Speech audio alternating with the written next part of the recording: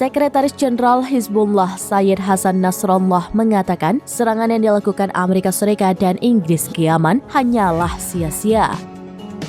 Sebab hal itu hanya akan membuat Israel terperosok dalam kegagalan dan terjebak di lubang yang dalam. Dikutip dari Al-Mayadin, hal itu disampaikan oleh Nasrallah pada Minggu 14 Januari 2024, tepat 100 hari berperang antara Hamas dan Israel. Nasrallah menegaskan bahwa Israel belum meraih kemenangan apapun, bahkan gambaran kemenangan pun belum ada. Ia mengatakan saat ini Zionis terjebak dalam lubang yang dalam yang telah mereka gali di jalur Gaza.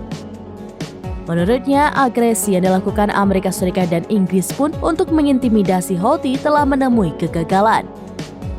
Nasrallah pun mengatakan bahwa selama 100 hari perang, Gaza dan rakyatnya terus melakukan perlawanan dengan gigih dan cara yang belum pernah disaksikan dalam sejarah.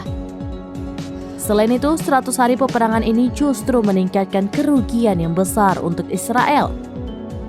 Sayyid Nasrallah menekankan bahwa hal ini semakin membingungkan pendudukan.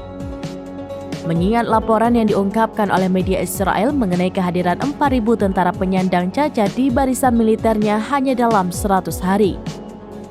Ketika perang berhenti, Israel pun harus menghadapi bencana yang menimpanya sebagai akibat dari perlawanan di Gaza dan front pendukung lainnya.